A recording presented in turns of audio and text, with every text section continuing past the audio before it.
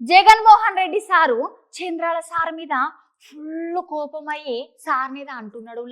గాళ్ళందరి ముంగట మళ్ళా మరి సార్ ఎందుకు అట్లా అంటున్నాడు, ఏ ముచ్చట మీద అంటున్నాడు, ఎందుకు మన జగన్ సారు చంద్రాల సార్ మీద కోపమైండు, ఒకసారి అడుసుకుందామా?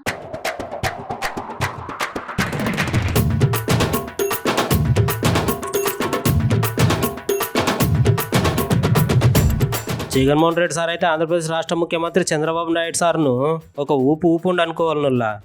ఎందుకంటే సార్ ఓడిపోయినా కాస్త జనాలలోనే వండుకుంటా మస్తుగానో కష్టపడుతున్నాడంట. అయితే ఈ ముచ్చట్ల భాగంగానే చంద్రబాబు నాయుడు సార్కి అయితే గట్టిగానే వార్నింగ్ ఇచ్చిండు జగన్మోహన్ రెడ్డి సారు. గా వార్నింగ్ ఏంటిదంటే, ఎల్లకాలం మీ టీడీపీ సర్కారే ఉండదు, తప్పుడు సాంప్రదాయాలకు తప్పుడు పనులకు నాంది వల్కురు ఇప్పటికైనా. ఎందుకంటే తప్పుడు కేసులు పెట్టి మా వైసీపీ నాయకులను జనాలను జైల్లో వేసే ముందు మళ్ళొకసారి యాదకుంచుకోర్రి. ఈ ప్రభుత్వం ఉండేది 5 సంవత్సరాలు, దాని తర్వాత వైసీపీ ప్రభుత్వం ఖచ్చితంగా వస్తుంది, మీ భరతం తప్పకుండా పడతాం. అమాయక జనాన్ని అమాయక ప్రజలను జైల్లో వేసే ముంగట ఆలోచించు కొంచెమైనా.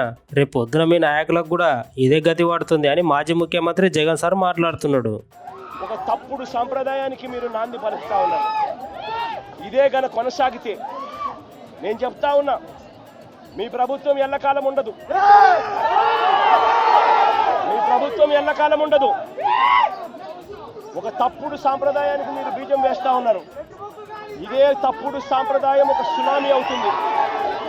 రేపొద్దున మీ నాయకులందరికీ కూడా ఇదే గతి పడుతుంది, ఇదే జైల్లోనే మీరంతా కూడా ఉంటారు.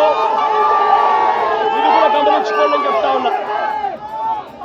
ఒక తప్పుడు సాంప్రదాయానికి మీరు నాంది పలుకుతా ఉన్నారు, ఒక తప్పుడు పద్ధతికి మీరు నాంది పలుకుతా ఉన్నారు. మార్పు తెచ్చుకోకపోతే మాత్రం రెడ్ బుక్లు మీరు ఒక్కరే పెట్టుకుంటారని చెప్పి మీరు అనుకుంటున్నారేమో. రెడ్ బుక్ పెట్టుకోవడం అన్నది చాలా సులభమైన పని. రెడ్ బుక్ పెట్టుకోవడం అన్నది